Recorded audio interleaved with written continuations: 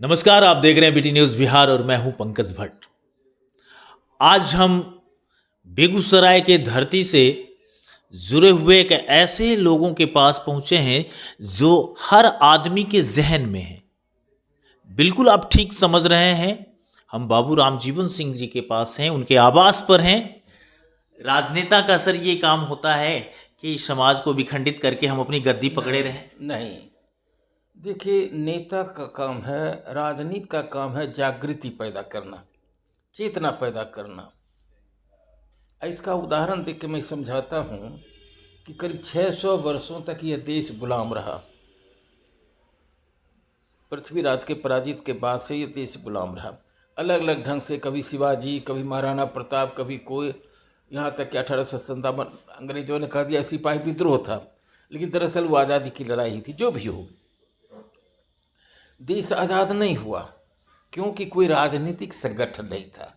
गांधी जी ने यही काम किया कि जिस दिन देश स्तर पर, ग्राम स्तर से लेकर देश स्तर तक दिल्ली स्तर एक कांग्रेस का एक राजनीतिक संगठन खड़ा कर दिया, तो देश आज़ाद हो गया बिना युद्ध का। मैं छोटा था, बूढ़े पुराने लोग कहते थे वो गांधी सनय गलेगा, एक बित्ता कोई आयर तो छोड़े नहीं चाहिए, संपूर्ण तो दुनिया का राज छोड़ के केना चल जेते। जे कांग्रेसिया सब लड़े छे कि आज़ादी आज़ादी, कहीं आज़ादी मिलते ये तो राज अंग्रेज छोड़ के चल जेते। आ देखा, अंग्रेज छोड़ के चले गए। किसने? चूँकि गांधी जी ने संपूर्ण देश में जागृति पैदा की, चेतना पैदा कर दी, और बिना युद्ध का देश आज़ाद हो। तो राजनीति का काम है जागृति पैदा करना। बदकिस्मती से आज की राजनीति जागृति की जब विकृति पैदा कर रही है, जात के नाम पर, धर्म के नाम पर, भाषा के नाम पर। इसके बाद जब चुनाव आएगा तो राजनीतिक दल वाले के ये देंगे वो देंगे फलना चाहिए। अरे तुम क्या कर रहे हो? वोट को परचेज कर रहे हो। जैसे अभी जातीय जनगणना कर रहे हैं, इस पर 500 करोड़ रुपये खर्च होंगे। जातीय, अरे जब सेंसस होता है, जनगणना होती है, तो इसमें जातीय समझ आ ही जाते हैं। बिल्कुल बिल्कुल। इस पर अलग से खर्च कराने की क्या जरूरत है? अगर ये कराना ही है तो आप कराते कि कितने लोग गरीबी रेखा से नीचे हैं, कितने लोग बेरोजगार हैं, कितने लोग अशिक्षित हैं। इन लोगों को, बेरोजगारों को रोजगार देने के लिए, शिक्षकों को शिक्षा देने के लिए, ये सारी चीज गरीबी रेखा से ऊपर उठाने के लिए, इन तमाम चीज़ों पर अगर इस योजना को, इन पैसे को खर्च करते, ज़्यादा कारगर होता है ना। इसीलिए कहा कि अब राजनीति का तो स्वरूप ही सब बदल गया। तो क्या लगता है सर कि अब इनके भरोसे राष्ट्र को छोड़ा जा सकता है? ऐसे लोगों के भरोसे राष्ट्र को छोड़ना क्या अपराध नहीं किया जा रहा है? अच्छा, इसको कौन करेगा? कहा न कि अब कोई ग्रास रूट से राजनीति का कोई संगठन बन ही नहीं रहा है, समझे ना। बन भी रहा है तो जातीय संगठन, धर्म के नाम पर संगठन, और चीज़ों के नाम पर संगठन।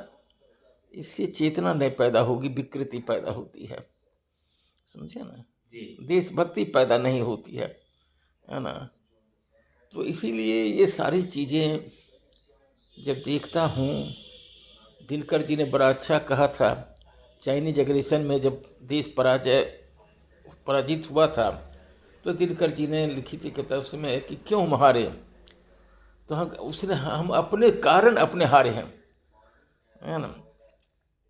हम अपने कारण अपने हारे हैं ये करने के लिए कि बाहर में कुछ करते हो, बंद कमरे में गलत आदेश लिखते हो, है ना। तो ये कहा कि इसके चलते आज दिनकर जी का है, अरे यार तू तो दिन दहाड़े ही जुल्म ढाता है, रेलवे का स्लीपर उठाए कहाँ जाता है? वो जवाब देता है, गजब आदमी हो, अजब तेरा हाल है, इसमें तेरा क्या लगा, यह तो सरकारी माल है। यानी सरकार के माल, इस मतलब, अरे सरकार हमारी है, देश हमारा है, राष्ट्र की सारी संपत्ति सब देश की है, ये कह रहा है सरकारी माल है। आगे फिर कहते हैं, अरे यार तू तो बड़ा शेर दिल है, बीच राह पे ही लगा रखी महफिल है, हट जा, लगने जा कहीं मोटर के झटके, नाचना है तो नाच सड़क से हट के। जवाब देता है, तू ही काहे न सड़क से हट के चला जाता है, कार पर बैठ के सेग ही भगाड़ता है, झाड़ देंगे तुझ में तो जो तरक भरक है, पूछने चला है तेरे बाप की सड़क है। तो ये जो है, अब ये जागृति पैदा करने का कौन काम करेगा? राजनीति। सर एक चीज़ है, देश में जब संविधान बना तो नियम कायदे सारे चीज़ बनाए गए। उस समय के जो हमारे नेतृत्वकर्ता थे उन लोगों को जो बेहतर लगा किया। ये भी व्यवस्था दे दी कि आने वाले वक्त में अगर कुछ दिक्कत समझ में आए तो आप संशोधन भी कर सकते हैं। निर्माण से विनाश तक सारे अधिकार खुद के हाथ में था और जनता को मिला था वोट देने का अधिकार। और ये कहा गया कि इस देश का मालिक जनता है। क्या ये सही है? ने वही कहा कि दिनकर जी, वो खुद अम्बेडकर जी ने लिखा है, संविधान में सारे अधिकार तो दे दिए गए, निर्भर करता है संविधान लागू करने वाले जो लोग हैं उनके ऊपर निर्भर करेगा। ये अधिकार तो देंगे, अधिकार को जो लोग लागू कर रहे हैं, इम्प्लीमेंट कर रहे हैं, उनके ऊपर ये है। आज क्या है आपको कि एक बार ठीक है, वोट देने का अधिकार आपको मिलता है, वोट देने के बाद फिर आपको कोई अधिकार है क्या? फिर 5 बरस पर वोट होगा। बस सर, लोग इतना कह करके संतुष्ट हो रहे हैं आज तक कि अच्छा अगला बार क्या होगा? लोगों की देख लिया, बस देख लिया, इसका इस कंस्टिट्यूंसी इस जात का पॉपुलेशन ज़्यादा है, कैंडिडेट उस जात का एक दे दो। हो कुछ छिगे कहनो तो जातिए न छिगे हो, हैं के हो कतवो कुछ के छिगे तो अपना वंशेक न हो, बिल्कुल हैं। तो जाति और वंश और धर्म के आधार पर जब वोट होना शुरू हो जाएगा तो विचार कहाँ रहेगा? मेरा सर एक विचार आता है, राजनीति कहाँ रहेगी? सर इस संबंध में मेरा एक विचार है कि इन तमाम समस्याओं का हल, इन तमाम जो समस्याएं हैं, चाहे कमीशन खोरी हो, करप्शन हो, या जो उठापटक होता है वो हो, या लोग वोट ले लेते हैं और ये देखते रहते हैं कि कौन सी पार्टी की सरकार बनने वाली है तो उधर भी खिसक लेते हैं, तो लोगों का मैंडेट का तो अपमान कहीं ना कहीं होता है। तो इन सारे चीज़ों का निदान सर, अगर जनता को वोट वापस लेने का अधिकार मिले तो क्या कितना अच्छा हो सकता है। नहीं, देखिए, एक बार जर्मनी में ये प्रयोग किया गया कि 4 चीज़ों का वहाँ पर आया कि एक तो ये इनिशिएटिव, वोट, रिकॉल, है ना, ये सब चीज़ों का कि चुन दिया एक बार और अगर वो नहीं है तो उसको फिर रिकॉल कर लो, है ना, है ना, या पहले जनता में अति करने के जनता का ही पहले ये ले लो तब अपना करो, सारी चीज़। असल देखिए, भारत इतना बड़ा देश है, ये चीज़ें संभव नहीं है। असल होना तो ये चाहिए कि राजनीतिक दल को जो संगठन बनावे ग्रास रूट से, उनके दल का क्या विचार है, क्या उद्देश्य है, वो जनता में चरित्र पैदा करें, ईमानदारी पैदा करें, राष्ट्रीयता पैदा करें, देशभक्ति पैदा करें। इसी में सर हम आपको दिखा देते हैं। इस अधिकार के साथ आपने ये जरूर कहा कि ये संभव नहीं है, लेकिन सर जरा सोचिए कि सरकार के पास एक एक नागरिक का डाटा मौजूद है, चुनाव आयोग के पास पता है कि हमारा कितना वोटर है, उसको ये भी पता है कि किस आदमी ने किसको वोट डाला है, ये भी पता है ईवीएम से जो वोटिंग होती है, उस चाहेगा तो पता कर लेगा वो। और जो इंटरनेट की दुनिया है, जो आधुनिकता का समय है, ऐसे समय में वोट वापस लेने का सिस्टम बनाया जा सकता है। और अगर यह अधिकार सर मिल जाता है तो जो चुनाव में करोड़ों करोड़ रुपए जो पानी की तरह बहाए जाते हैं वो बंद हो जाएगा और टोटल की टोटल समस्याएं की समाप्त, कहीं कुछ दिक्कत नहीं होने वाला है सर। इसलिए कि वोट वापस लेने का अधिकार एक डर होना चाहिए। राजनेताओं में डर नहीं है, वोट लेने के बाद कोई डर नहीं है। मैं सर ये कहते हुए आपको मतलब खुद शर्मिंदा हूं कि आपके सामने मुझे ये बोलना पड़ रहा है। नहीं कहा ना ये जर्मनी में आया, ये हुआ उस समय में, समझे ना ये। अच्छा एक बात देखिए कि तो भारत क्या करे, क्या करे लोग। नहीं देखिए, सबसे पहले कहा ना कि भारत कोई राजनीतिक दल है ना, कोई राजनीतिक दल भारत में है ही नहीं। तो मैं आप कहेंगे इतने दल हैं, नहीं, राजनीतिक दल नहीं है, ये सिर्फ सत्ता वाले दल हैं।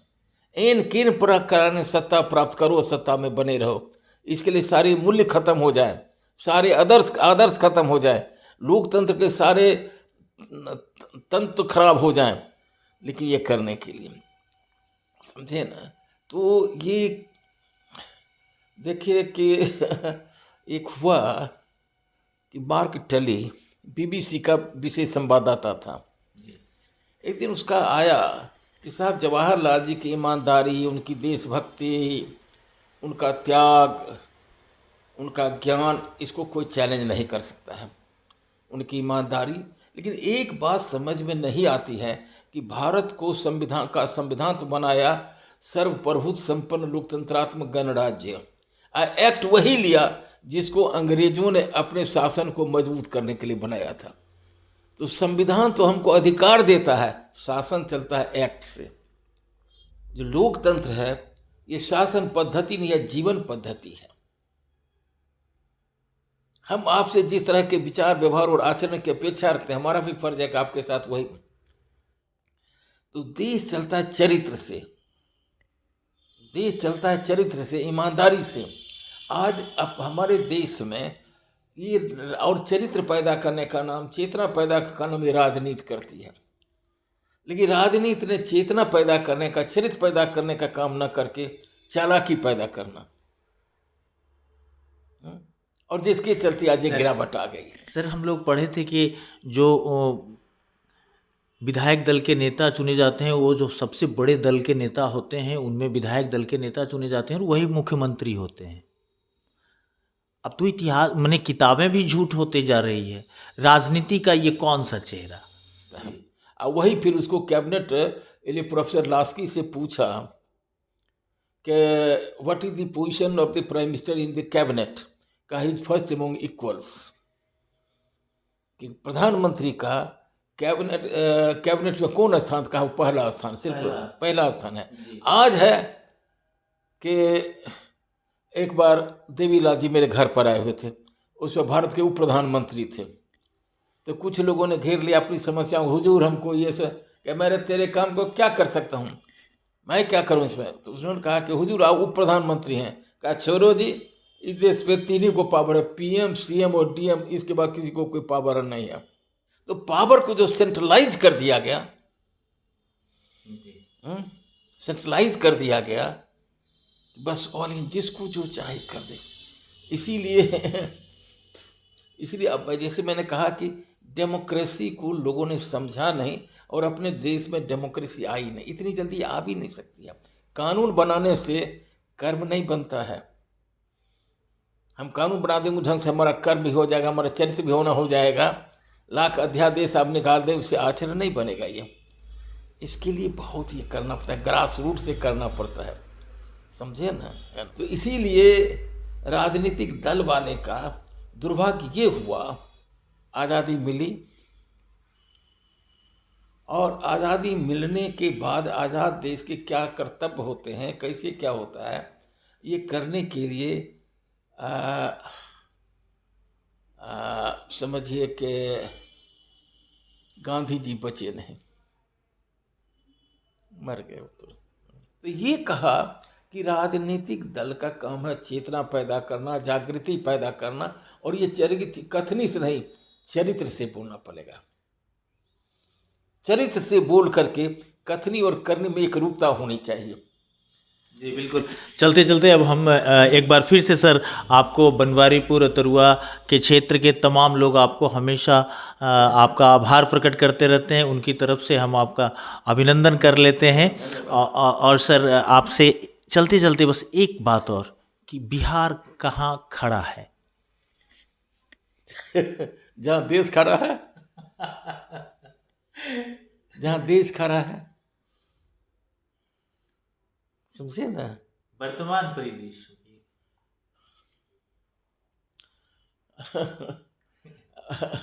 अब छोड़ दीजिए, समझे ना। सरकार है, अपना फंक्शन करती रहती है, चलती रहेगी, कोई भी हो सरकार चलती रहती है ना। एक सिस्टम बना हुआ है, सिस्टम बना हुआ है। आज देख रहे हैं, मैं बराबर कहता हूँ कि अंग्रेज़ों की देन है, अंग्रेज़ों का, और जो कुछ रहे, अंग्रेज़ों ने हमको गुलाम बनाया, सब के किया, लेकिन दो तीन चीज़ें जो अंग्रेज़ों की देन है, इसको इनकार आप नहीं कर सकते हैं। एक तो ये, अंग्रेज़ों के चलते हम में राष्ट्रीयता की भावना पैदा हुई, नहीं तो भारत नाम की चीज थी नहीं। भले हमको पंडित जी पढ़ा देते पूजा पाठ, जम्मू द्वीपे भारत खंडे आर्यावर्ते ये सब चीज करने के लिए, लेकिन दरअसल भारत, हम भारतीय हैं, ये नहीं था। ये नहीं। उनके जाने के बाद वो सिस्टम और एक प्रशासनिक ढांचा इतना अच्छा बना दिया इस देश में उसने, कि देख रहे हैं कि पंचायत लेवल से लेके दिल्ली लेवल तक भ्रष्टाचार भरा हुआ है और देश चल रहा है, तरक्की भी कर रहा है। चूंकि सिस्टम इतना मजबूत है, ढांचा इतना है कि देश तरक्की भी कर रहा है। बहुत बहुत धन्यवाद। तो ये थे हमारे साथ बेगूसराय के गौरव और पूर्व कृषि मंत्री रामजीवन बाबू। और मैं बताऊं आपको कि काफ़ी इनकी अवस्था हो चुकी है, 91 इनका साल चल रहा है। अब इस अवस्था में आशीर्वाद स्वरूप जो कुछ भी कहा है, मुझे लगता है कि पूरी राजनीति को। बहुत बहुत धन्यवाद, बने रहेगा।